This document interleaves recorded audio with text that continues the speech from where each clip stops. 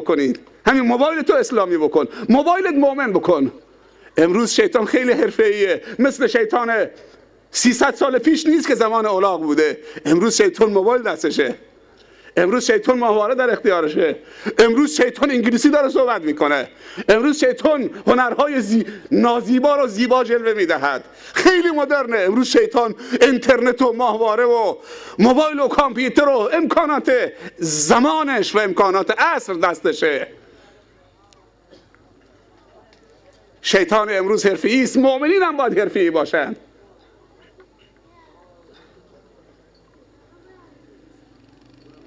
با همین موبایل در 1 ساعت جلوگیری از 4 تا خودکشی شده با همین موبایل.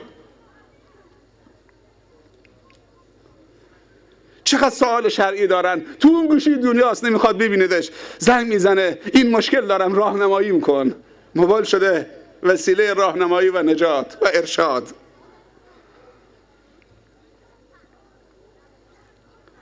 همه مینالن که آبجو و مشروبات الکلی تو کل مناطق به کثرت داره توزیع میشه، مثل آب خوردن.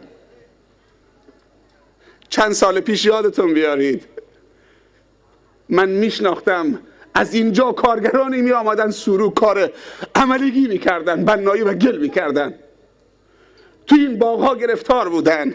امروز خدا در باز کرده. چند روز پیش یک نفر به من گفت که یک جوان 16 ساله در 16 سالگی صاحب 900 میلیون تومان پول بوده.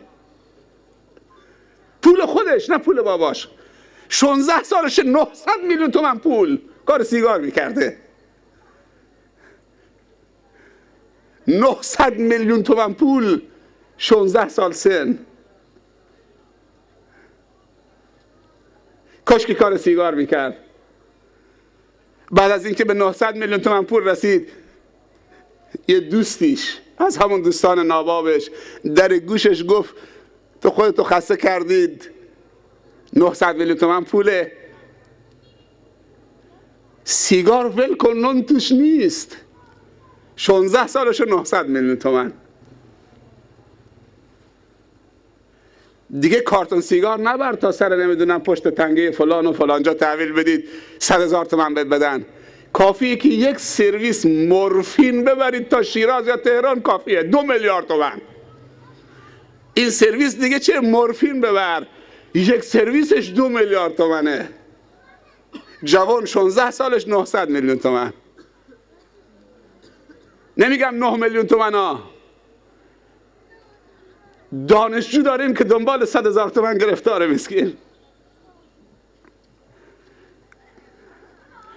دانشجو داریم که دانشگاه قبول شده، سرمایه منطقه شماست، به خاطر 100,000 تومان ترک تحصیل میکنه. پیام نور قبول شده، فقط پول کرایش میخواد. 100,000 تومان پول ورودیش نداره. جوان 16 سالش 900 میلیون تومان داره. یه دوست ناباب شهرستانی بهش میگه دیگه سیگار بسه، سیگار دیر آدم پولدار میشه، یه سرویس مورفین ببر، 2 میلیارد سودشه. 900 میلیون رفت، خودش هم 10 سال رفت زنده، گرفتار شد. سرمایه که ایمان ما رو غارت بکنه به درد چی میخوره؟ آدم تعجب میکنه. منطقه‌ای که تا دیروز کار نبوده، مردم کار گل میکردن، عملیگی دستشون تکه تکه شده بود، شکر خدا میکردن. امروز شراب بیاد و آبجو بیاد و عرق بیاد و فیلم‌های مبتذل بیاد تو منطقه و اون را به عنوان یک سرمایه بپذیرن و بعد تو عروسی هاشون مثل شربت بدن و بعد مست بشن. من فقط فرق عروسی اسلامی و سالم و غیر سالم میگم.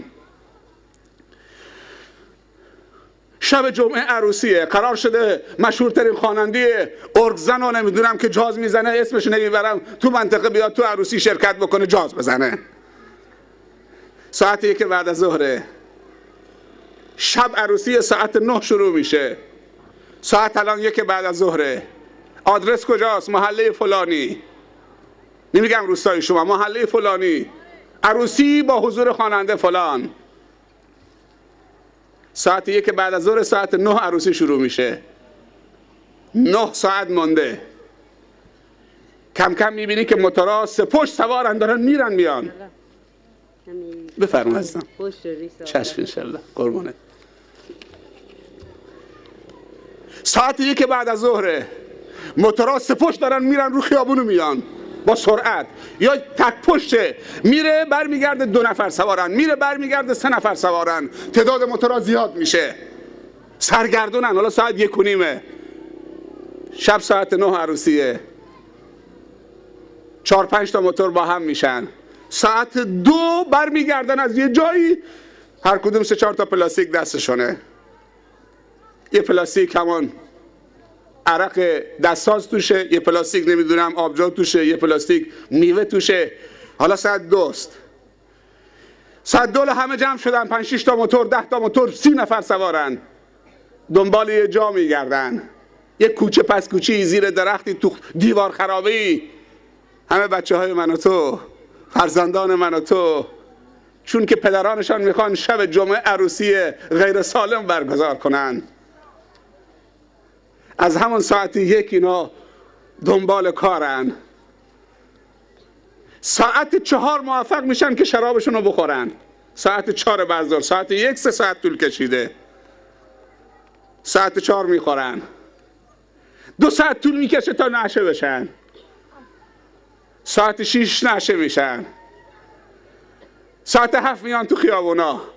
از ساعت 7-7:30 حالا 10 تا موتور سه پشت، 30 نفر دور اون خونه‌ای که عروسی دارن میچرخن. از این طرف با سرعت تمام کم کم سبکتر میشن و هرچی شراب کارسازتر باشه، ساعتی ازش بگذره، جرأت گناه اونها بیشتر میشه و ترس خدای اونها کمتر میشه و درندگی اونها بیشتر میشه. ساعت 9 ساعت 0 دوباره میرن جمع میشن یک جایی.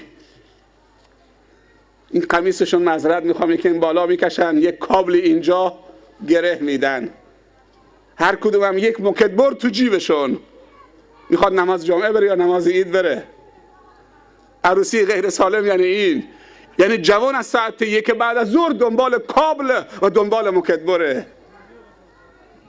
ساعت 9 با دهانی مست و پلید و ایمانی از دلش بیرون رفته، پیامبر صلی الله علیه وسلم میفرمایند اگر یک مسلمانی که اهل قبله باشه یک قطره شراب تو حلقومش بریزد یا از پول فروش شراب بیاد تو زندگیش تبدیل به برنج و خورش و گوشت باشد و خودش و فرزندانش بخورد، ایمان از تو دلش در می آید، مثل قمیصی که از سرت در میاری بالای سرش میماند اینطوری.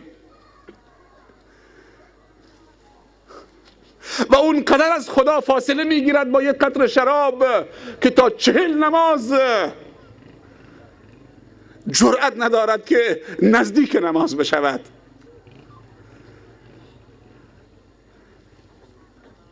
ساعت 4-5 وقتی دیگه شراب مستشون کرد، حالا دنبال موکدبرن و دنبال کابلن.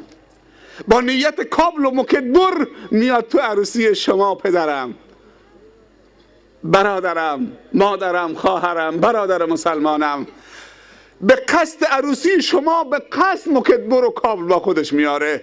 حواسش هم که سر جاش نیست. کسی دست به سینه‌اش بزنه موکدبر در آورده. تا بخوای دستشو بگیرید از پشت دوستش که با شراب خورده. من نامرد نیستم که پشت رفیقم خالی بکنم. موکدبر دوم آمده تو کمر پدر داماد و عروس. ساعت 9 شب عروسی رو به هم میزنن، تبدیل به خون میکنن.